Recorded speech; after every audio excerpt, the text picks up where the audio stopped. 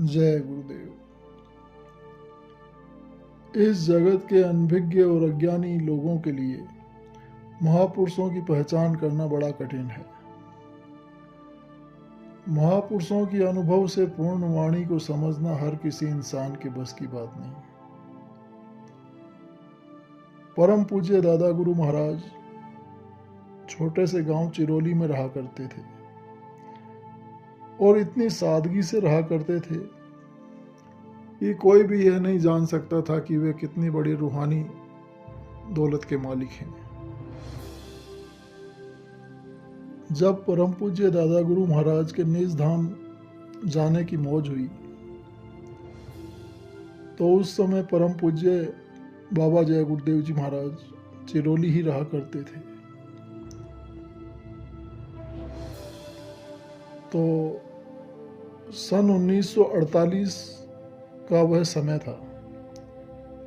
जाड़े के दिन शुरू हो चुके थे। अगहन का महीना लग चुका था। तो निज धाम जाने से पहले करीब 10-12 दिन तक दादा गुरु महाराज की तबीयत खराब हुई। तो दादा गुरु महाराज से स्वामी जी महाराज और उनके बड़े पुत्र सुदर्शन पंडित जी, उन्होंने कहा कि चलिए आपको डॉक्टर को दिखा लाएं। तो दादा गुरु माँ भी बोली कि मैं भी चलूं। तो दादा गुरु महाराज बोले कि तू क्या करेगी चलकर। तो दादा गुरु माँ ने कहा कि आप डॉक्टर को दिखा लाना और मैं अपनी आंख बनवा लाऊंगी। तो दादा गुरु महाराज ने कहा कि तेरी तो 5-6 आंखें घर में, क्या करेगी आंख बनवा के, और तेरी हजारों आंखें। तो यह सुनकर फिर दादा गुरु माँ चुप रही। तो फिर स्वामी जी महाराज और सुदर्शन पंडित जी दादा गुरु महाराज को लेकर अलीगढ़ गए। तो अलीगढ़ में ज्वालापुरी मोहल्ले में दादा गुरु महाराज के गुरु भाई श्री प्यारेलाल जी पाठक का घर था। तो वे वहाँ लेकर उन्हें गए उनके घर पर। वहाँ डॉक्टर को दिखाया, 2-3 दिन रहे, लेकिन कोई फायदा नहीं हुआ। बाद में दादा गुरु माँ भी अलीगढ़ आ गई थी। तो दादा गुरु महाराज ने अपने गुरु भाई श्री प्यारेलाल जी पाठक से कहा कि देखो हमें कोई फायदा नहीं हो रहा है, तुम हमें वापस चिरोली ले चलो, नहीं तो तुम्हें भंडारा यहाँ भी करना पड़ेगा और चिरोली में भी करना पड़ेगा। तो फिर अगले दिन दादा गुरु महाराज को तांगे से चिरोली ले आए। पहले गांव में वैद हुआ करते थे, उन्हें ही दिखाया करते थे। तो गांव में एक वैद थे, दादा गुरु महाराज को उन्हें दिखाया गया। और दादा गुरु महाराज के एक शिष्य थे डॉक्टर संकटा प्रसाद, वे कानपुर के रहने वाले थे, उन्हें भी बुला लिया गया था। और दादा गुरु महाराज को कोई साधारण पेट का रोग था, लेकिन कोई फायदा उन्हें नहीं हो रहा था।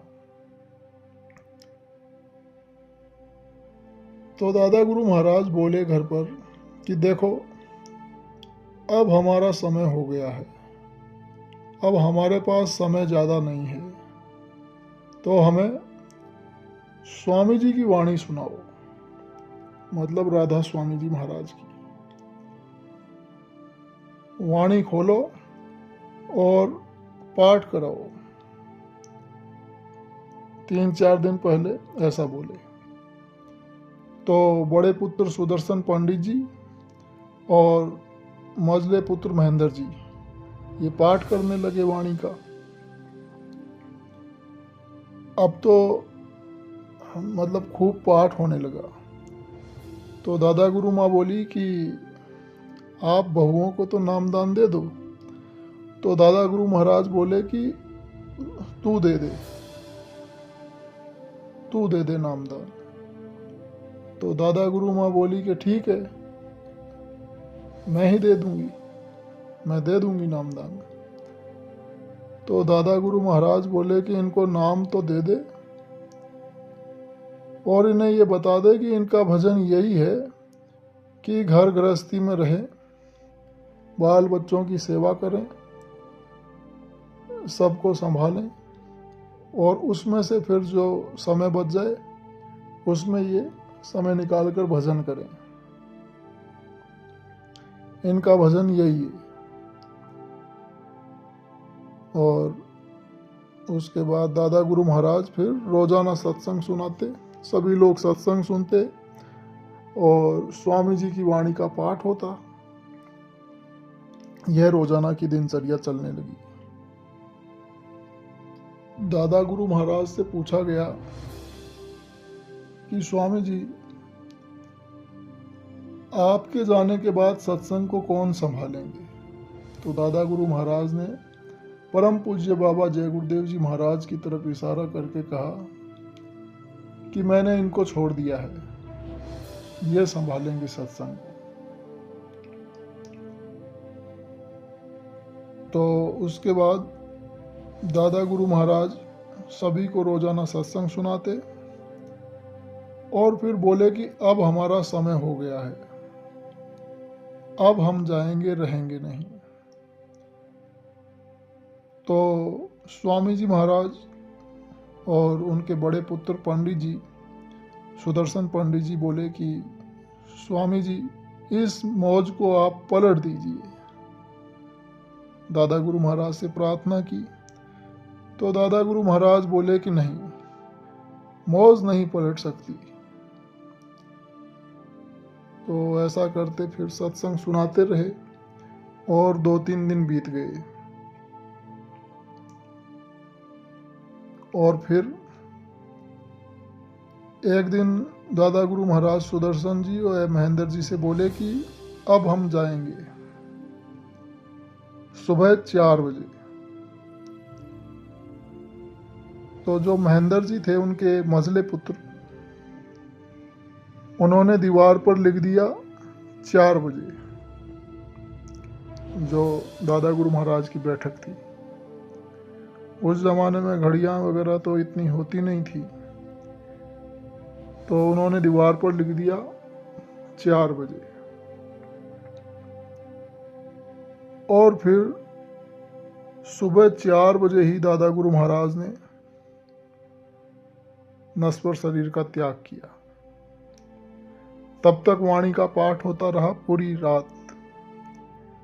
और जब दादा गुरु महाराज जाने लगे तो उससे थोड़ा पहले वे बोले कि अच्छा, अब राधा स्वामी की धुन बोलो। तो सब लोग राधा स्वामी धुन बोलने लगे। राधा स्वामी, राधा स्वामी, राधा स्वामी, राधा स्वामी। और इस धुन के साथ ही दादा गुरु महाराज ने अपने नश्वर शरीर का त्याग कर दिया। और अघन सुदी दशमी के दिन निज धाम पधारे। दादा गुरु महाराज के गुरु भाई श्री प्यारेलाल जी पाठक के वचनों से ऐसा मालूम हुआ कि दादा गुरु महाराज को लेने के लिए दिव्य विमान आया था। दादा गुरु महाराज प्रसन्नता पूर्वक उस पर सवार हो गए और अपने परम धाम सिधारे। और इधर परम पूज्य स्वामी जी महाराज महान दुख में डूब गए। स्वामी जी महाराज को अब ऐसा लगने लगा कि इस संसार में अब उनका अपना कोई रहा नहीं, और वे बिल्कुल संसार से उदास हो गए। 4 साल तक परम पूज्य स्वामी जी महाराज संसार से बिल्कुल उदासीन रहे।